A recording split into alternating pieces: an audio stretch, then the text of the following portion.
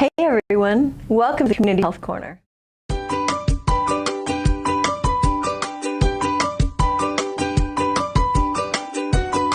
I'm Lacey. And I'm Ursula.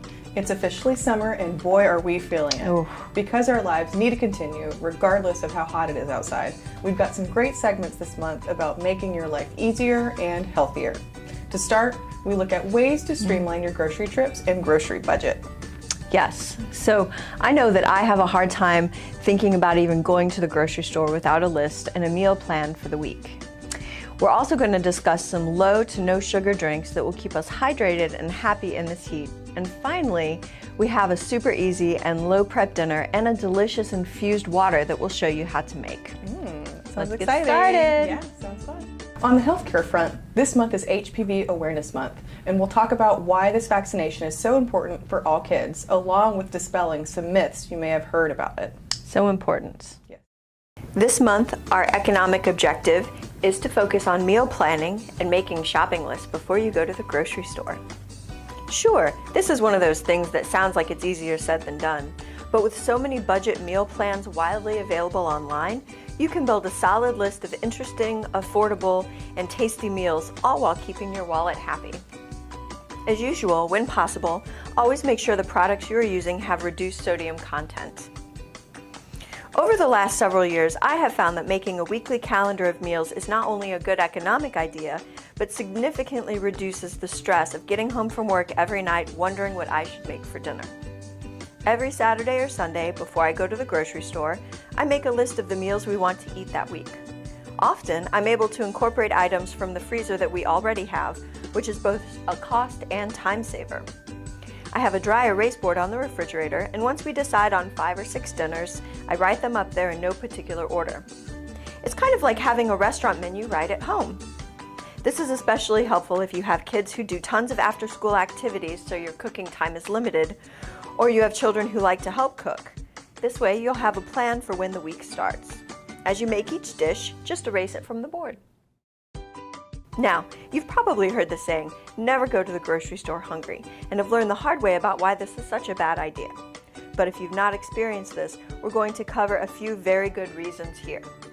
I know that when I go to the grocery store before I've eaten, I come home with all kinds of things I didn't need. Snacks, items that aren't on my weekly menu, and prepared goodies from the bakery. Not only do these items take up space in your kitchen, pantry, or refrigerator, but they cost you money you perhaps weren't planning to spend. And as we all know, when you're on a tight food budget, every penny counts. The same holds true with taking kids or the significant other to the grocery store. My mom used to say that going to the store on her own was like a small vacation where she didn't spend a ton of extra money, and now I see exactly what she meant. Today, we'll talk about some meal planning strategies that won't have you in the kitchen for hours doing prep, but that will take the stress out of what to make every night. We're also going to go over why having a shopping list that you stick to is so important. Meal planning strategies can be simple or complicated. It's up to you. Here are 5 easy strategies that any busy person will certainly appreciate. 1. Plan ahead. This seems easier said than done, but with just a few minutes devoted to it, you can create a list of meals and snacks that you want to have on hand for the coming week or just a few days. I do my grocery shopping on Saturdays or Sundays, so I begin to think about what my week looks like at work and how many dinners I'll need. 2. Create a recipe collection. This can be on your computer, on your phone, a Pinterest board, or in a recipe book on little note cards. Whatever works best for you is what I want you to use. I get several emails throughout the week that contain recipes, and when I see one that I like, I save it as a bookmark in my recipes tab. Then, when I need a little inspiration, I head there. 3. Make a grocery list. We are going to talk about this more in length in just a moment, but I cannot stress the importance of making a list and sticking to it. Your wallet and your waistline will thank you. 4. Make time.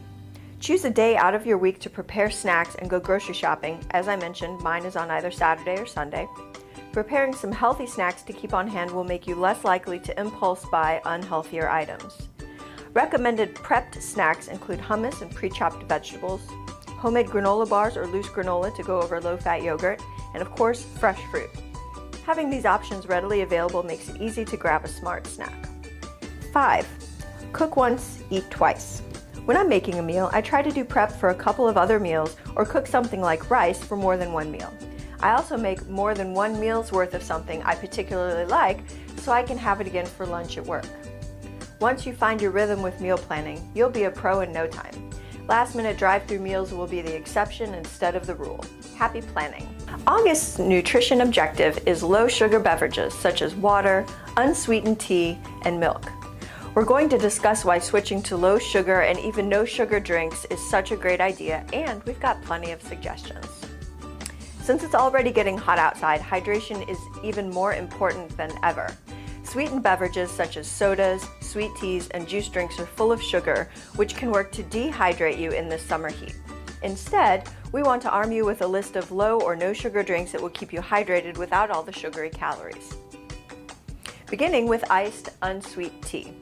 In the South, iced tea is part of everyday life. But did you know that the average amount of sugar in an 8-ounce serving of sweet tea is 22 grams of sugar? Now, imagine being out for a meal and getting 3, 4, or even 5 refills of that tea. The sugar really adds up. Now, no one is telling you anyone has to give up sweet tea, but a good compromise is to instead use artificial sweetener to achieve that sweetness you're used to, or perhaps do half sweet, half unsweet. The next is water with lemon or lime. Nowadays, most everyone has a reusable water bottle. They come in all shapes and sizes and are rugged and really do keep beverages cold. You can add bottled lemon or lime juice or some slices of the fruits to your bottle. Slices of cucumbers also make a very refreshing flavored water. In fact, we're going to show you just how easy an infused water is in our cooking segment by making a cucumber mint infused water today. Next up, sparkling water. Now, this is what I drink at home pretty much year-round. I really enjoy the carbonation, so a few years ago we invested in a SodaStream machine. While it is one of my most used small appliances, not everyone has the budget for it. Luckily, there are many different brands of flavored carbonated waters on the market, and most grocery stores offer store brands at a much lower cost than, say, LaCroix or Bubbly. I absolutely use my SodaStream to help me stop drinking sodas, and it worked. Coffee. Now, before you remind me how hot it is outside, think of a nice iced coffee with its cold, zingy pick-me-up. And there are nearly as many ways to brew coffee easily as there are to enjoy it. Drip, cold brew, French press, espresso, instant coffee, you name it. How to enjoy it? Well, starting with a sugar replacement if you like your coffee sweet, and cream, there are several options. Remember though, sugar is still sugar, whether it is in the form of honey, agave nectar, or plain white sugar. Your body processes it all in the same way. In addition to the usual suspects of Sweet and Low, Equal, and Splenda, there are also monk fruit and stevia sweeteners available. Play around to see which you like the best. And if you are going for a flavored creamer, make sure to read the label as many of them are full of sugar as well. Fruit and herb infusions. Fruit infusions are a great way to use up any extra fruit you have in the fridge, which is another fantastic option to reduce food waste. Like coffees or teas, these infusions grow stronger the longer they sit, so if you like a hearty flavor, give your infusion up to 4 hours to sit or make it the night before so it can sit while you sleep.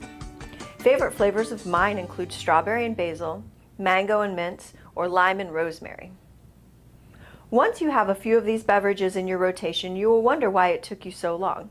I know I'm really glad I made the switch from sugary drinks to healthier options. Ursula will highlight the importance of endurance activities that can be done inside or outside, depending on your comfort level, and of course, depending on the thermostat. Right. It's been a hot one. Right.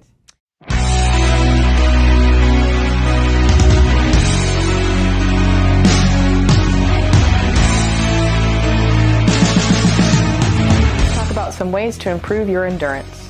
Endurance exercises are activities like walking, jogging, swimming, raking, sweeping, dancing, playing tennis that increase your heart rate and breathing for an extended period of time. They will make it easier for you to walk farther, faster, or uphill. They also should make everyday activities such as gardening, shopping, or playing a sport easier. So how much and how often?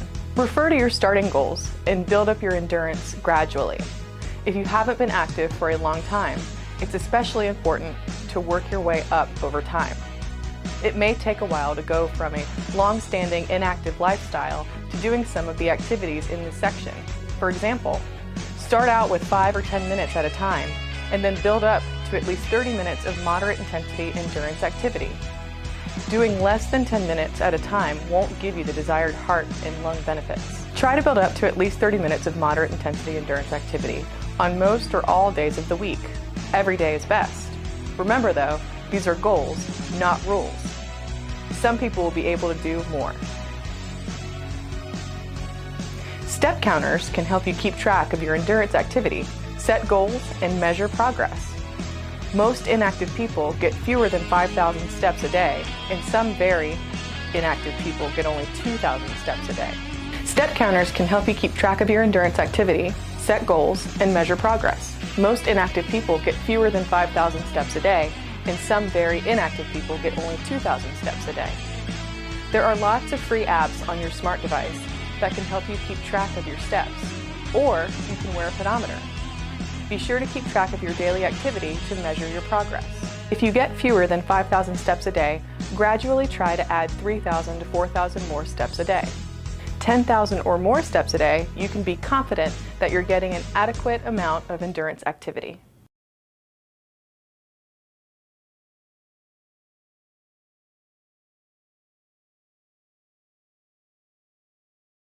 Welcome to Community Health Corner Kitchen. Today we're going to make refried black bean quesadillas. They're super easy and a great meal on a busy night, paired with a small salad or maybe just some chips and salsa. It's a great dinner. Let's get started. So we've got our refried beans.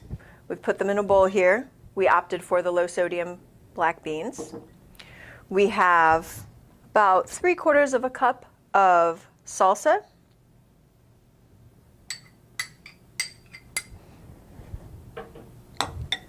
We have fresh cilantro that we've washed and chopped up. Now I did a mix of cheeses here. It called for just a shredded Colby or Monterey. I instead went for shredded cheddar and hot pepper cheese because it's Mexican food. So we're going to just dump that in there. And then while we're mixing this up, we're going to turn on our skillet. If you're young and you need assistance, make sure you have an adult present. If not, you can just go for it. So while that's heating up, we're going to mix all this together. We're going to spread it onto our tortillas, and we're going to cook them until the cheese is melted and the tortilla is browned on the outside. I personally like a well-done quesadilla myself, but you can eyeball it and see how you like it. You can also do these in the oven if you'd like, or the toaster oven. So once that's all mixed together, we're going to put a little oil in the pan.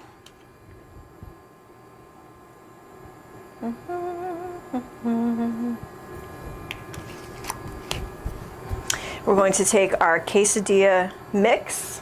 We're going to put it on half of the tortilla.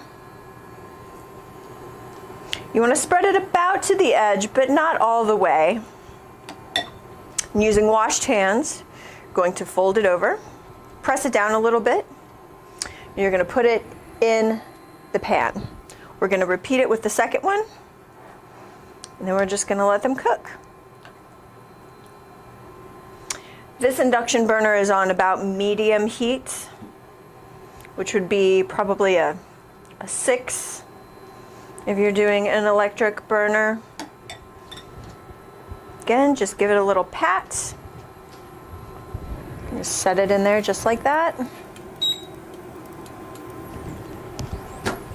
We're going to let it brown on both sides. We'll be back. So we finished browning our quesadillas in the skillet. We're going to cut them in half and serve them with a little bit of low-fat sour cream and some extra cilantro. This is a great lunch or dinner all on its own. You could also pair it with a side salad, some beans and rice, or perhaps a vegetable. Either way, it's great as a meatless option. You could also add some chicken or some shrimp to it for some extra protein, but it's really versatile and it's super tasty. Today we're going to make a simple infused water of cucumber and mint. To start, we want to wash our mint. I took this from my garden. We have just about 4 or 5 sprigs there. We're We're going to wash that and dry it with paper towels. We're going to do the same with the cucumbers. So these are small seedless cucumbers. You can use whatever cucumbers you have on hand. And depending on how much you put in your little glass jar, that'll determine how strong it is. I like a very flavored water, so I'm going to use a whole cucumber and all of this mint. So we're going to just chop the little ends off.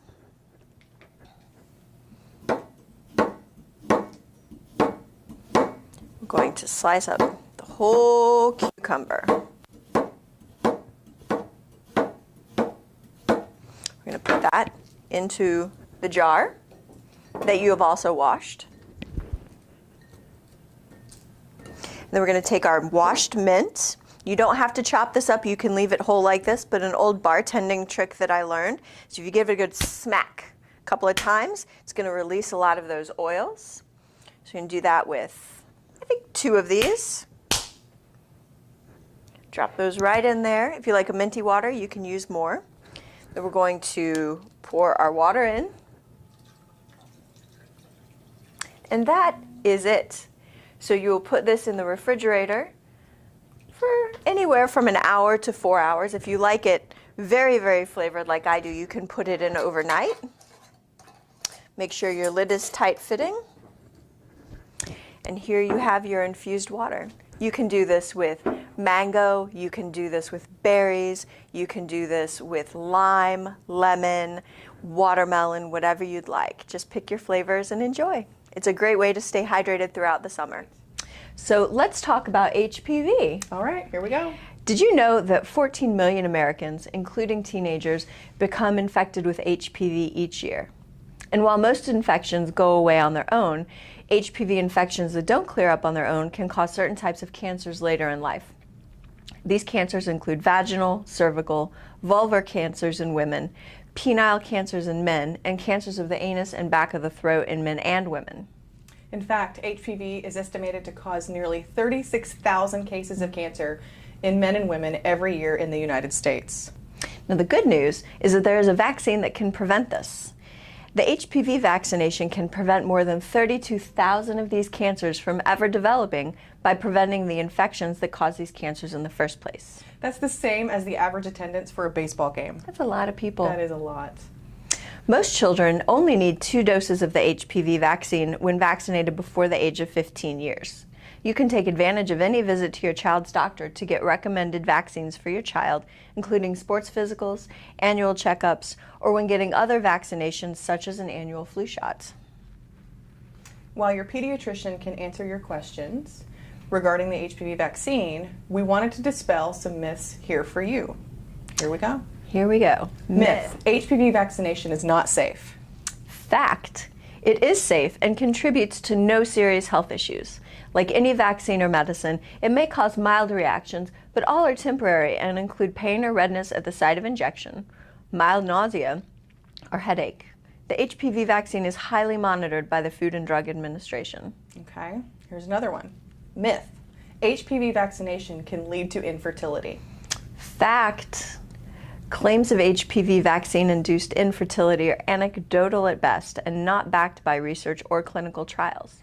In fact, the HPV vaccine can actually help protect fertility by preventing gynecological problems related to the treatment of cervical cancer. Okay, here we go. Myth. Getting the HPV vaccine will encourage adolescents to be more sexually promiscuous. Fact. There is no research that links the HPV vaccine to increases in sexual activity. There's also no evidence that giving the HPV vaccine is linked with higher sexual activity.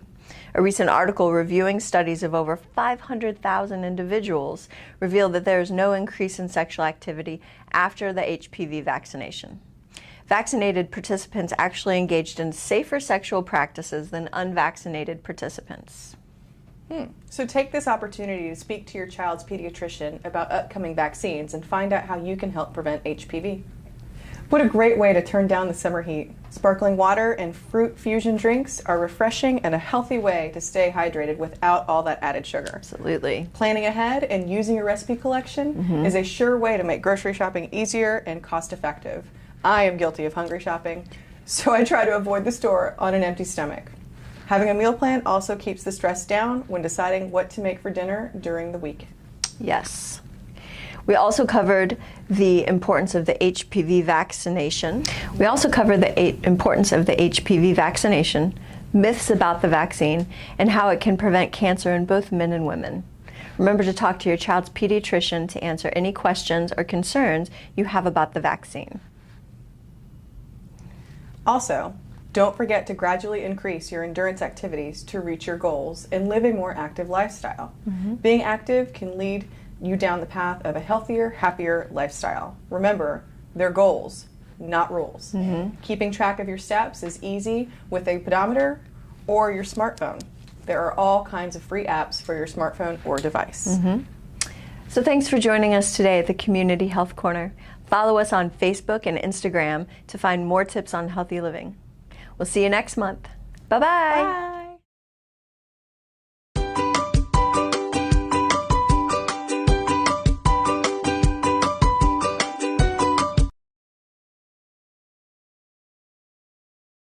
Hey everyone, welcome to the Community